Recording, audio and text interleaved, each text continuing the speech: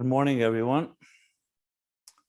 Hemshech Ayin Beis, volume 3. We're on page 1226.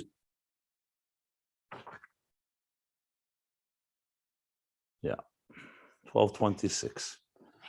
And discussion here is around, remember we're learning about Mutveh, Murgish, and Muskel, the 3 stages of development, emotional development.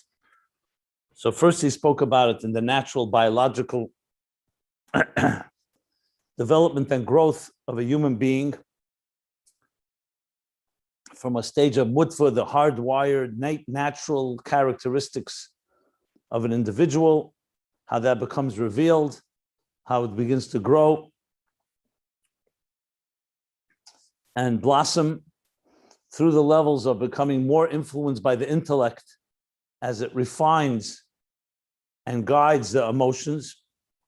And finally, the 3rd stage on top of page 1225, Muskel, where the mind begins to develop, especially from the ages 13 to 20, where the 2nd stage is primarily from 6 to 13, or the different stages that we spoke about. So, Ibur Yunika Moichin, Mutveh Murgish Muskel. On page 1225, the Rebbe Rashab said, the Dugma Mikol Zeh is to understand it. We'll understand from this, the example of all this in the Sham Elikis, the divine soul, that there's the 3 levels, Mutveh Murgish Muskel. So first he began with the Mutveh, Ibur, which is a state, the natural instincts or the natural emotional attributes and faculties of the divine soul. Like he said, every human being also has the hechrich sheyesh b'kol echad k'may teva mamish.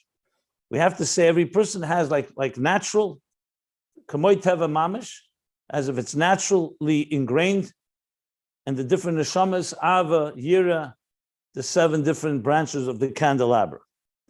Like Avram Avinu was wired, chesed, ava, Yitzchak, gvura, yira.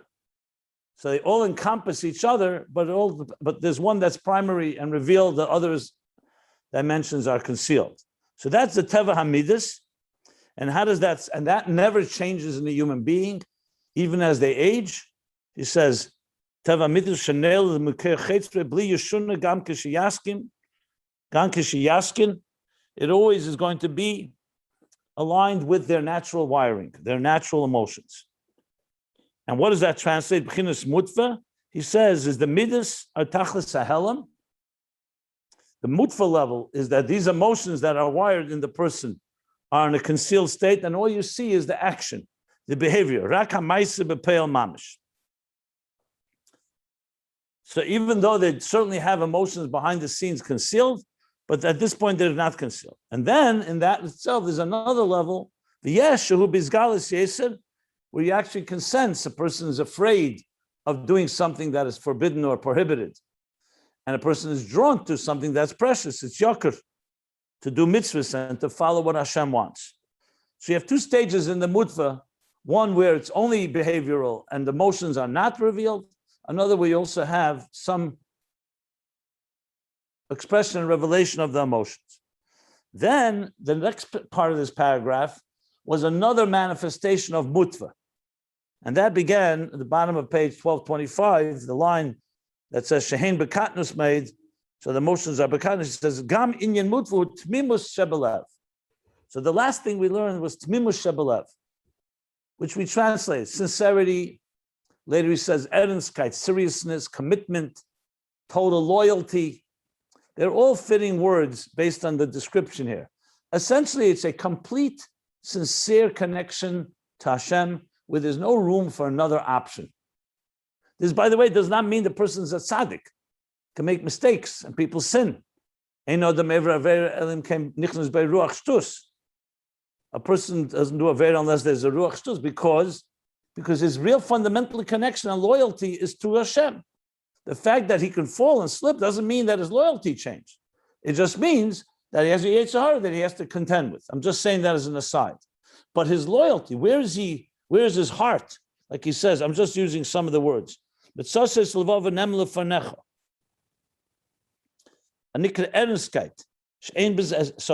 says, where is that heart? Like it's just going to use. He only has one heart. His heart is directed. Where's his heart? My heart is with God. I don't have two loves in my life. I have one love in my life. And b'derech memela, that's why it's mutveh, because this is something that's natural to the person. That's who he is, his inherent intrinsic self, is this level of Temimus B'Lev. Like he says, and therefore, Ein b'zeh spilus halev. This is not due to stimulation. It's not due to being excited. It's not doing something he learned or heard. The Temimus B'Lev is just the state of the person. The state of being this person is Temimus B'Lev. And Ein b'zeh shum aveidah v'yagia. There's no work, effort, and exertion. Excuse me. Ki'im shu kach b'derech mamela. And he compares it to Amunah Pshuta, Kamoy Amunah Pshuta, like simple faith. However, Amunah is Makif, and Temimus B'Lev is Pnimi. That's the distinction. So what they have in common is they're both inherent to the person, just a belief and faith, which we said is Makif. I explained what that meant. And Pnimi, Temimus B'Lev is a Pnimi, but still a natural Pnimi. And like he gives it, and then he says, Kamoy Frumkeit Tivis. Natural frumkeit, natural commitment. She lemaisa bepeil came to Temimus B'Lev b'midas. The thing is with frumkeit tivis, Amunah is makif, Temimus is pnimi. Frumkeit tivis, natural frumkeit, natural commitment, religious commitment, is action based, and Temimus is B'Lev, is in the heart. So we have here action based in frumkeit, Amunah and makif, and Temimus is in the midas.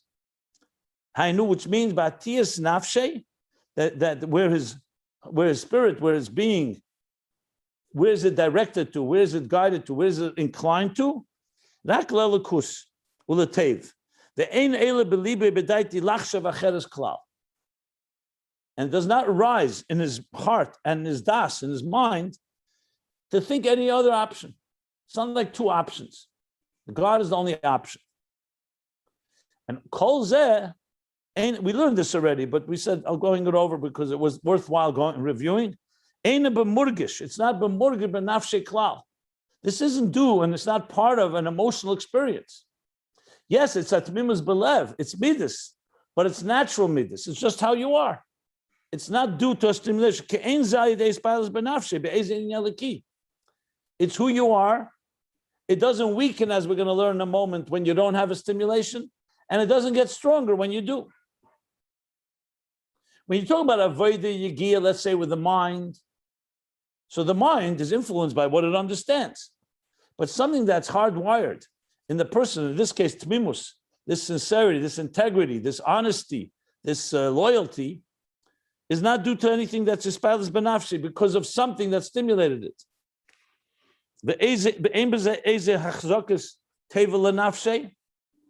It's not in any way that he's getting a benefit, feeling that he's getting a benefit. We said, like feeling I'm doing the right thing. I'm reading from the top of page 1226 if you want to follow. Okay. And he doesn't know of another option, as we discussed. Now, the next piece is going to be, so what about the matters of the world? This person also lives on earth. We're not talking about someone living in heaven and completely connected to God. There's no other distractions. How do the matters of the world, worldly matters, in other words, his work, his interactions, just being out there in the physical world, how does that affect this person? She says, the matters of the world, in other words, his involvement, whether it's eating or sleeping or drinking or doing business or just taking a walk or whatever it may be, they do not cause any giroin, any less, they don't lessen, lahachlish, to weaken or to diminish this commitment, this temimus. Like when it comes to spilus, salev, ba'ava, v'kirav, lelakus, if you're talking about something that stimulated you and awakened and aroused within you and awakened within you some strong feeling, spilus, He says, Ava, Kilalikus. So then, when you're involved in, let's say, matters of the world, Machlishim es Ava. Since it was generated by something, so something else can come and weaken it. Because it's it's like an action. It's not a noun, it's not a state of being. And you need effort and exertion to liskarev, to remain, to be close. Temimus B'Lev, so now he introduces the word atzmi, being that what it means here, atzmi, would be like the difference between a noun and a verb. If you're a kind person, by your state of being, you're kind no matter what happens. You're kind when you're asleep. If you're doing kind acts, you're only kind when you're doing those acts.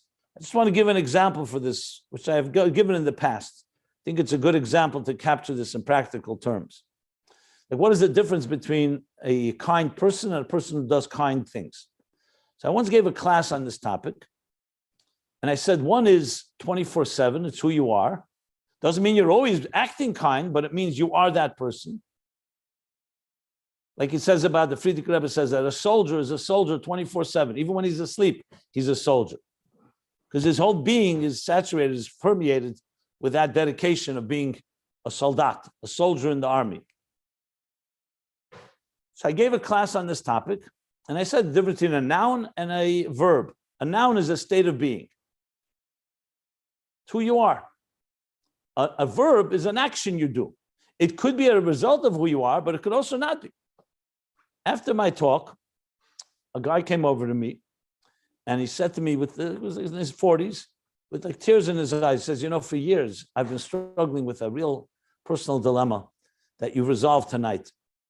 And that is, my father, may be rest in peace, he's already passed, was a tremendous philanthropist. He was a very wealthy man, but he was a very big Baal Tzedakah. The philanthropist would give, and I was very proud to see it, but it was interesting. I didn't always see it. On Tuesday nights, he had a custom, anyone who came to his door, to his house, would get what they asked for, whether it be money, a loan, a job, a reference. He would help anyone as much as he could. But if you came on a Wednesday night when he was playing poker, nobody was allowed in, even if they were begging. And he wasn't always so kind to my wife, to my mother, and to us, and so on. So on one hand, I saw this man of such kindness, unconditional kindness, but then I saw another side. And he said, you resolved this issue because my father did good things. I don't know if he was a kind person through and through. I'm not saying he wasn't, but I didn't see it. So it could be this was his custom. This is what he learned from his father. Maybe he goes back generations. This was the custom. And that's why when it was convenient for him, he did it. Or when he wanted to do it. When it wasn't convenient, I don't know. Now he says, I don't want to criticize my father. Not sure, but this at least puts some clarity that there are times you can be doing good things. It's not necessarily mean you're 24/7 a good person. And the test is when it's inconvenient. When it's inconvenient, are you still doing it? So I'm not saying it's exactly what it says here, but somewhat can give a little insight into what an atzmi, what he says, Temimus B'Lev, is liya shazel atzmi, va'atzmi einem misbatl v'einem mischalish, mishum dover. If it's like engraved in the very stone, like the etched in the stone, the letters are etched, the luchis are etched in the stone engraved, then it's part of the stone. There's nothing that you can do to remove it. Yes, it can get covered up with dust, with moss, with other coverings, but it remains always part of who you are, essentially.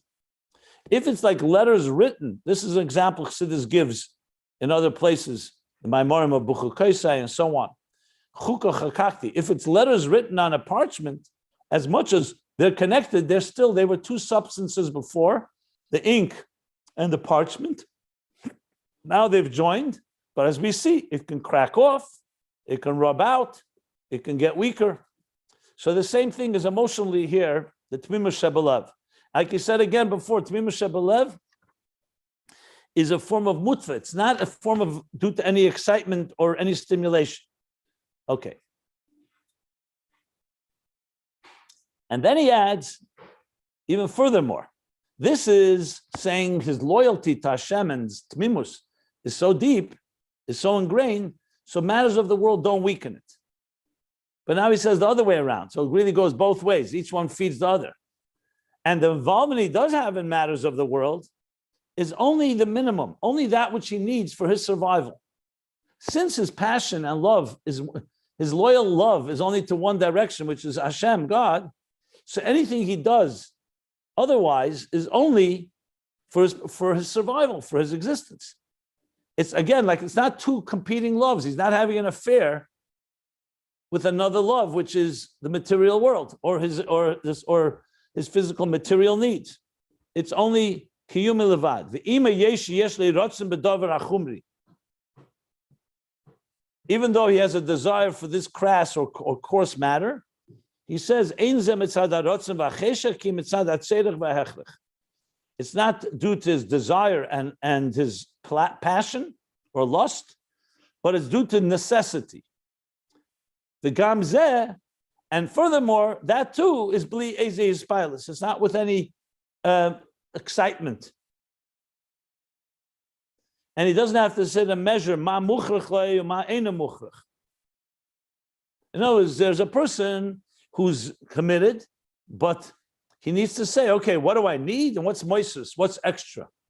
Like the expression that the Frierdiker Rebbe brings from the Rabbeim, that was Memeg Chassidim would say, which is allowed, that which is not allowed is not allowed, that which is allowed is also something you stay away as much as possible. Darf man nicht. Das was metarnish tarnish, and das was memeg darf man echt nicht. In other words, everything is on a minimalistic level when it comes to material activities. Because why? He doesn't have to measure because his loyalty is with Hashem.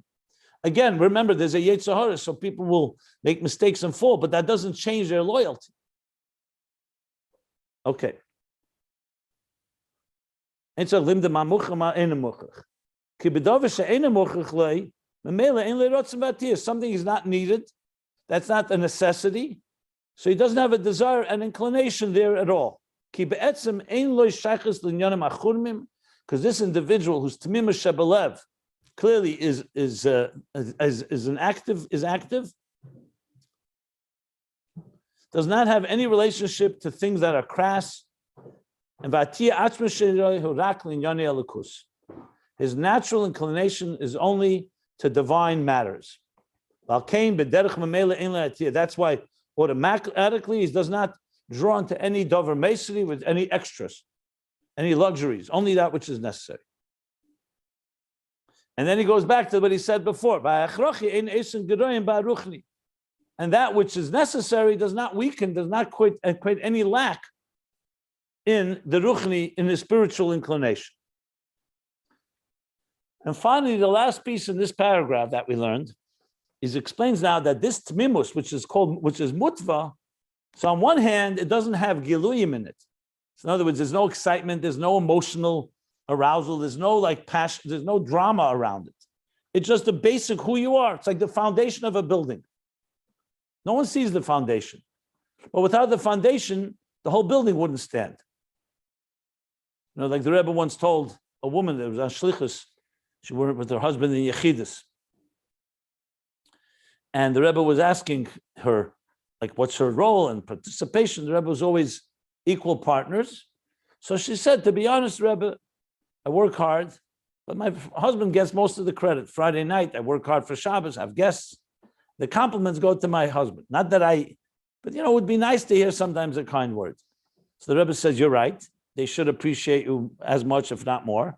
But you have to remember, the Rebbe said that when people walk into a house, what do they compliment? The chandelier, the furniture, the paintings, the look of the room. You never hear anyone say, oh, what a powerful foundation this building has. No one even sees the foundation.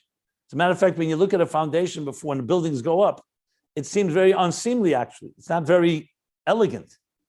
It's a pieces of concrete with a bunch of pipes going out of them. But without a foundation, can the building stand? But no one says it because we focus, the Rebbe said, on the superficial, on the outer surface. So again, they should be complimenting you. But you have to realize that Keres Habayis is the foundation. So in many ways, Mutveh is that way. When you're wired a certain way, in this case, Temimus B'Lev, so on one hand, it doesn't have all the glitz and the glamour of a stimulated oivid, someone who's awakened by Ava V'yira, and you see the passion, and you see the intellect, which is the two levels, Murgish and Muskal, it's Mutveh, but Hatmimus Yesed Musad is the fundamental foundation. It's the solid foundation, the established foundation. Ela Aveda b'chinas gadlus lias Aveda amitis. It's Aveda b'chinas gadlus. Remember, we said Mutveh is still katnus because it doesn't have any fundamental. It doesn't have any revealed expression, like a child.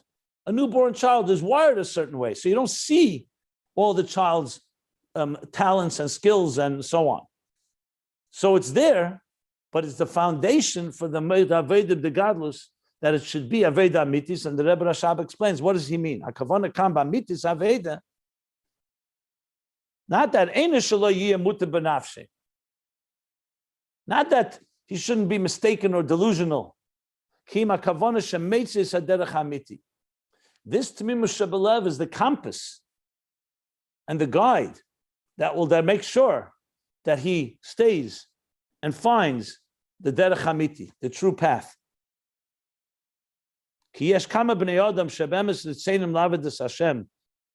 there are a number of people.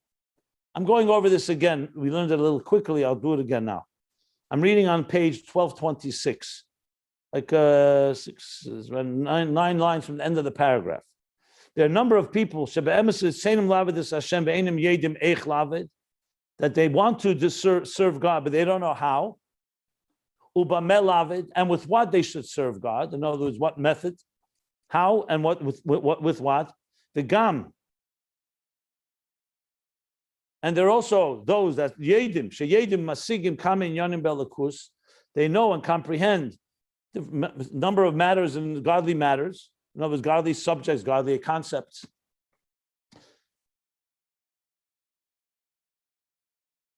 The gam sheyedim masigim kamin yanim because einim yedim echlish tamas b'zeh b'aveda shebelev. But they don't know how to apply, how to use it, how to utilize it in Aveda Shebelev, the service of the heart. Why? Because the Tomim B'Lev is not there, that foundation. So they know matters of godliness, they want to serve, but there's something lacking. Tomim Shebelev, Tomim B'Lev, Nimtzat Seim Meila Haderech Hamiti, Eich Lavet. He just knows it because it's not acquired by him. So it's true that Tomim B'Lev also has to grow and also has to learn Torah and perform mitzvahs and stimulate his Ava and Yira. But because he has that wiring, that loyalty embedded in him, so he will know what path to take, what's the right and true path. What's that? Did we learn? We learned this, yeah? We learned all this till the end of the paragraph, correct? Yes, we did. Okay. So he knows all that. No, we didn't. Maybe we read it, but we did not learn it. Because this okay, fine. So I'll read it now. It's all right. It doesn't hurt to read it again. So what's the point here? I gave examples for it. It's like when you interview someone for a job, you don't just want to know they're competent, you also want to know that they're loyal. Because there are very many competent people, but they'll very easily change loyalties quickly. When you know someone is loyal, there's something in place that you can trust.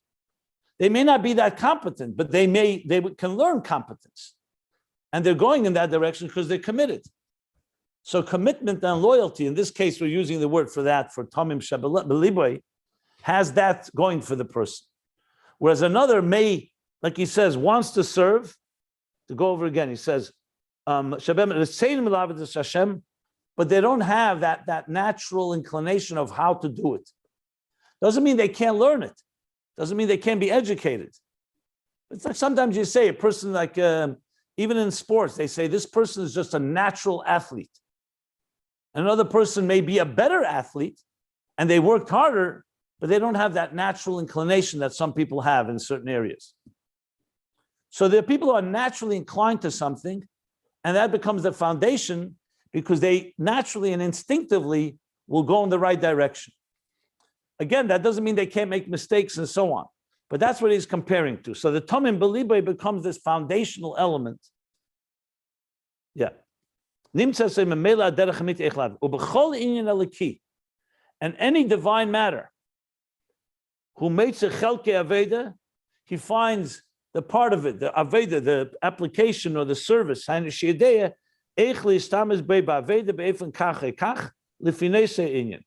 He knows how to use it in practical way, commensurate to the topic at hand. So just to give an example, the Rebbe once wrote to someone, to a yeshiva, without names, they were going to hire a mashpia, a new mashpia who learned Chassidus, who was a masterful teacher and so on. But he didn't grow up in Chabad Chassidus world, in the yeshivas of Chabad Chassidus. So he knew it, and no one questioned his dedication, his commitment, his learning.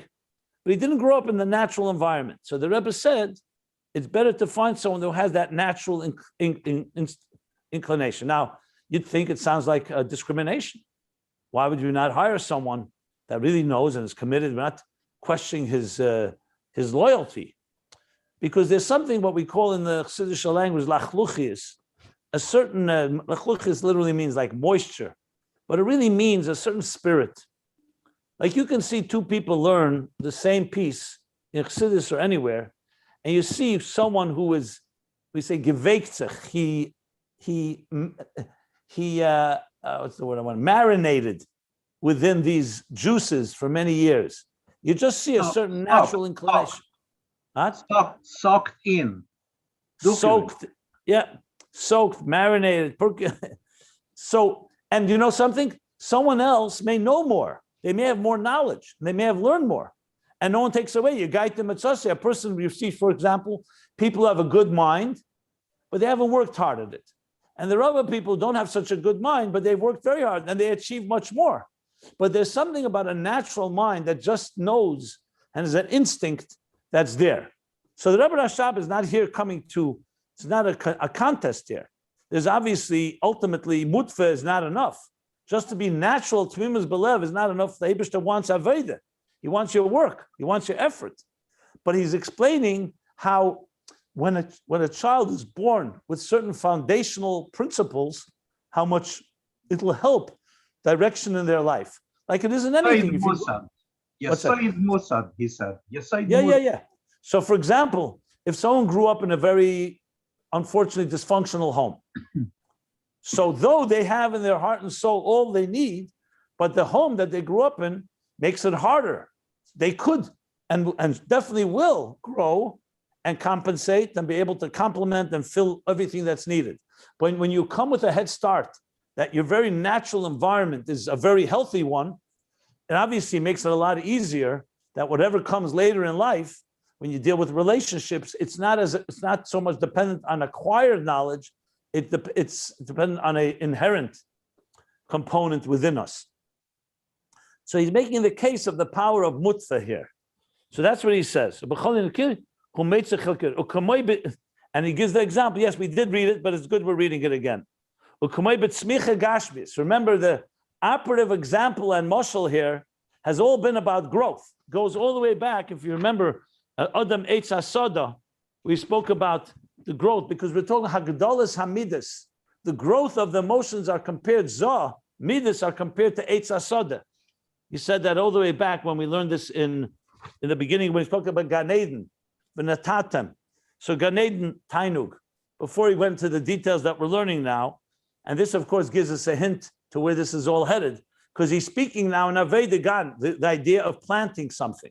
So if you go back to page 1219 and the bottom of 1219, especially 1220, where he spoke about V'natatem itchilas b'riyosha shlem leinis asar kadbaruch ela b'mata tchila vayita Hashem Elokem Adam Eitz HaSoda, talking all about planting the tree. And that he said was Zod Atzilus. So in the human being, it's the main part of the human is Midas. And all that we're discussing are Midas Adam. When he started this whole discussion, it all started about the Midas Adam, that there are three stages in the growth of Midas. Mutveh, Murgish, Muskel, Nehi, Chagas, Chabad. So he constantly refers back to that growth. So he says, so as we see in Smicha Gashmis, when you sow and plant physically, that first you need to have the rooting, the seeds being planted and rooted properly. If you don't have the beginnings laid properly in place, it's behelim, like mutvah. It's concealed in the inner workings. But the ashrasha, you need to have the ashrasha, which is the in-rooting, the rooting of the ashrasha means the roots, but it means like the planting of the seeds at the root level. When that root level and when the planting on that root level is proper. If you don't plant it properly, it will go the wrong way.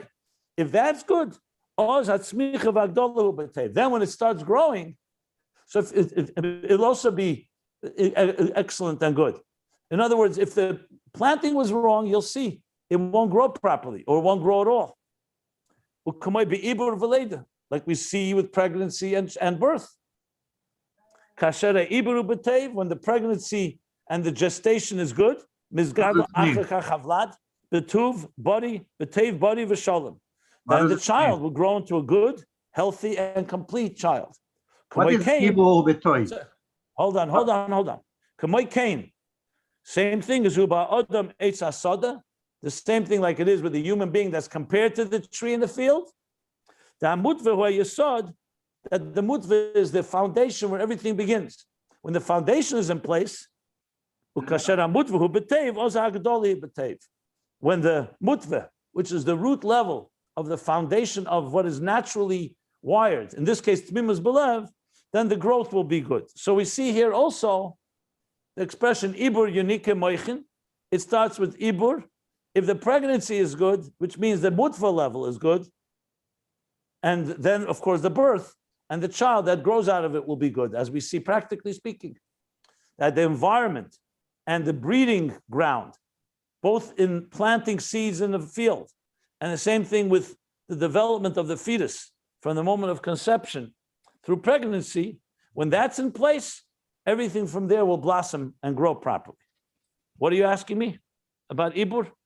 Yeah, what does it mean, Ibur Hu B'Toiv? Maybe you explained it now. The pregnancy, we all know this. If when a woman who's pregnant goes to a doctor, they check out things. If they see something, God forbid, you have to make sure the pregnancy. As a matter of fact, the pregnancy is a very sensitive time because anything goes wrong, God forbid, it could cause a lot of problems.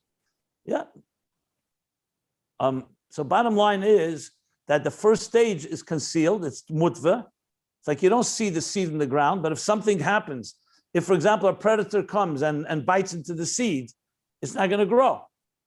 The same thing if an infection, God forbid, or other things. I don't want to speak the negative. The positive is that in pregnancy, a woman, not just physically, we know also spiritually, the Rebbe said that in pregnancy, a woman should learn Torah and should be surround herself with Kedusha and so on. All that is part of creating a healthy environment that the child will develop, which of course also explains the Gemara that says that a child in its mother's womb is taught the entire Torah. Then it's made to forget, consciously made to forget. But the Alter Rebbe explains, but not super consciously. In the very embedded, in wiring is embedded all the Torah we learned. Consciously, the Malach makes us forget.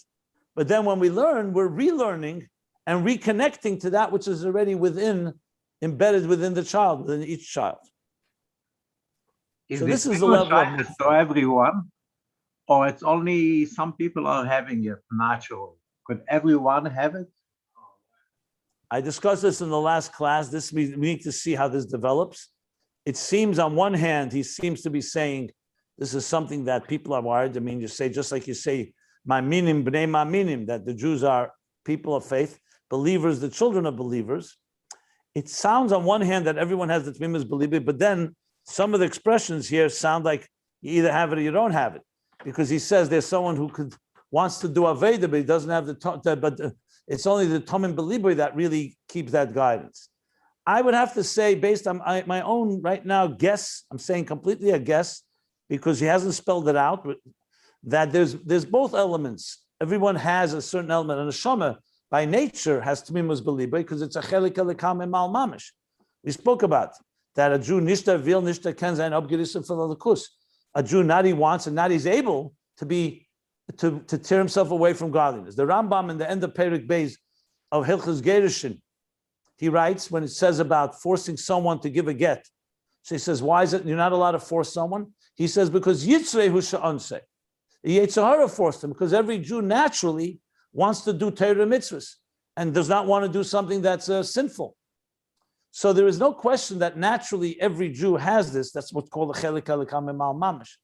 But he doesn't say it explicitly here. So I would have to say that most likely Temimus B'Lev is the inheritance that every soul, divine soul, has. The question is, how much effect is it having on the person? That you can say is the difference here. Even though he does say it's concealed and it's not yet Beis, but it's still a difference. It could have an effect and it could not have an effect. Like I said, even engraved letters can be covered with dust. That doesn't mean that Temimus B'Lev is not embedded and buried there. That's why when we talk to anyone, we always expect and say, you are there already, you're just not seeing it, or it's not revealed. So I would say that he's probably talking about the revealed state of Temimus B'Lev that allows this Mutveh to manifest. Something like we spoke earlier, that there's Mutveh where you're completely concealed, and there's a Mutveh where you're starting to see. He said that earlier about the emotions of a child. A newborn, like in pregnancy, you don't see any emotions. But then he says, butzin, you start seeing it, starts emerging, and you have to say there's some seichel, some akara, some recognition, and that continues to grow. I would say it's something like that there's a certain revealed Temimus B'Lev that's impacting him, that is still on the level of Mutveh. Look, even the first manifestation of Mutveh, he said, it can be purely behavioral without any emotions, and then it could also have some emotions, where you feel the preciousness, you're drawn to it, you're repelled by the negative, by that which is destructive. So it looks like it's somewhat of a gili of Temimus B'Lev, but it's still the gili of your very wiring. Like he said, it's not its own entity. It's not like a midah that was born, an emotion born purely through a contemplation. That's acquired, that's created. Here it's definitely revealing that which is already embedded and wired within you. That's how I would explain how he's discussing this. Unless, as we go on, there's a different way of looking at it, but it sounds to me that that's what it's. Does anybody want to ask anything? Because we reviewed but we reviewed a little more in depth, and it's not over. He's going to continue this conversation. You mentioned Lachluchis. Many years ago, I heard an example. When you build a building, everything is the most expensive bricks and everything. But if you don't have the cement that is connecting it, this is the Lachluchis. Okay. Lachluchis also is like, when a person learns on their own Torah, for example, or for that matter, learning how to play piano on your own, there's sometimes a thing you're missing was like the spirit of the law, not just the letters of the law, not just how to play, but when you learn with a master, the master has a certain invisible, you could say, almost not obvious, between the lines, like learned how to read between the lines, or the spirit of the matter. So you may know the details, and many times I'm sure you've had people that spoke to you in the area where you have expertise, and they know technically everything correct, but you see they're missing the spirit, they're missing between the lines, like that aspect. So that sometimes is part of just another way of explaining something that comes from a deeper place. It's not just the knowledge or the emotions around it. There's also that thing that comes, what we call almost an intuitive, instinctive aspect that comes from something that someone who really knows it in their gut, and you immediately can tell. It's not a perfect example because that could also be acquired, that level, but it's somewhat of an example in the context of keeping you, like you go to an expert and the expert says, technically everything you wrote is right, but there's something missing and we'll add a certain touch. You right away say, that adds that lachluchis, that moisture, that feel, that touch and feel. In Germany, I think in German they say intuition is Spitzenfingergefühl. It's like a Yiddish, Spitzenfinger means something you touch, the tip of your fingers, like someone who senses something. It's not exactly tangible, but it's a Spitzenfingergefühl. You just feel or sense, intuit something. Any other questions Anyone wants to say anything? Any comments? If not, I'll read a few more lines. It's already late, but we'll read on. So let's continue. We'll read a few more lines. So the paragraph that begins Vihine. So he says like this, Vihine, and now, B'chinas Mutveh, the level of Mutveh, which is embedded, natural. Mutveh literally means, like he said at the top of page 1223. Mutveh, it's embedded, but he also used the word Mutveh from Tovu B'Yamsuf, submerged. So Mutveh is that which is naturally embedded, Hu B'chinas Helam. Like we said, it's concealed, not necessarily revealed. You don't see here a revealed love and awe. So in other words, a person that says Temimus B'Lev, they could be sitting quietly and you won't even know it. You'll know it when they're tested. You'll know it when they speak up. You could see where their loyalty is. But on its own, it's a state of being, like I said. Like I said, someone who is a kind person, they're kind even if they're not acting on it. So it's not necessarily bizgalus. Kind act is only when the act is kindness. But kindness as a state of being, or in this case, the mutveh, the helam she'en kan aviyir bizgalus. Gam b'b'chinas Temimus B'Lev ein b'zeh isgalus aviyir. Also in the Temimus B'Lev, in that sincerity, that loyalty, that commitment, that ernstkeit, that serious loyal commitment, there's no isgalus aviyir. What's he qualifying? What's the gam? Because you would think, okay, just a natural human being doesn't have any revelation of Amidus. But even Temimus B'Lev, which is in the heart, he said it's an emotional state of being where that person's heart is only to God, it doesn't have within it a revelation of love and awe. It's the root, like we said, like the seed. But a seed in the ground, as we just learned, is in the ground. A tree has not grown yet. You don't see anything. And those early stages is just a seed. On the other hand, take away the seed or compromise the seed and it won't grow. So he says it's all in the state of Ein Gal Savir. V'zeu b'nefesh al-kis, kishu b'chinas katnus b'chinas helam. This is the state of the divine soul when it's a state of katnus. So again, katnus literally means child, childish. Here katnus means diminished, means in a still immature, undeveloped level. They say moichen de katnus, moichen de gadlus. Moichen de katnus is more like immature mind or a smaller mind, it's diminished, it's not yet developed. Gadlus ha-moichen, moichen de gadlus is a growth and expansive mind. So the nefesh al-kis, it's a Kabbalistic term, where if you learn Kabbalah, you see a lot of this. They say katnus, gadlus, everything in terms of growth, literally like a child. So in a child, you see everything is in a microcosm. The whole human being is there. A child has a head and has a body and has arms and legs and a mind and a heart. And everything is there in a newborn child. So how would you compare a child to an adult, a full-blown adult? The same heart, the same liver, the same lungs, the same brain. One would be katnus, essentially like a tree that is still in a state of being a sapling, that hasn't yet fully grown. And the tree that fully grows. It's important to point this out because it's very much part of the conversation here. This is the language he's using a lot. So this state, the nefesh al-kis, is in the state of katnus. This brings us back to that parentheses where he spoke on page 1224. If you remember, l'chein gam nefesh al-kis b'b'chinas hakatnus shemideisav he'inaktivim nimshach achar achumim is the nefesh habamis.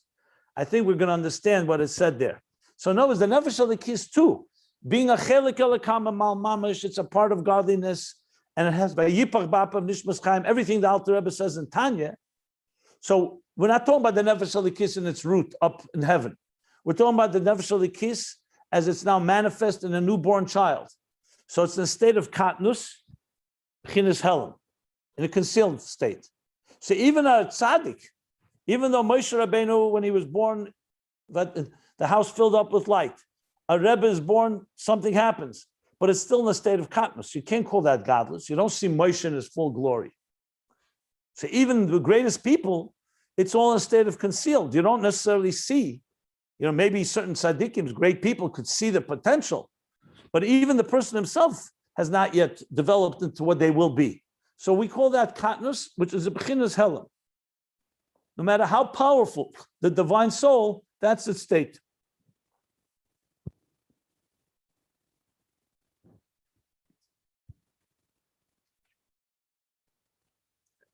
Should we go through the parentheses? Let me see what time it is. Let me see what this parenthesis says. Okay,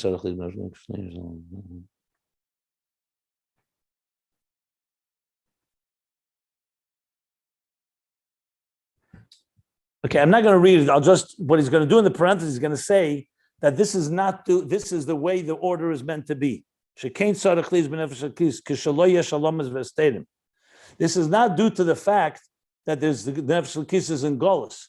The natural way God made it is that first it grows from the level of katnus or mutveh, and then like after the parentheses, he's going to go back. That is going to grow to becoming a higher level. I think that's what he's saying. So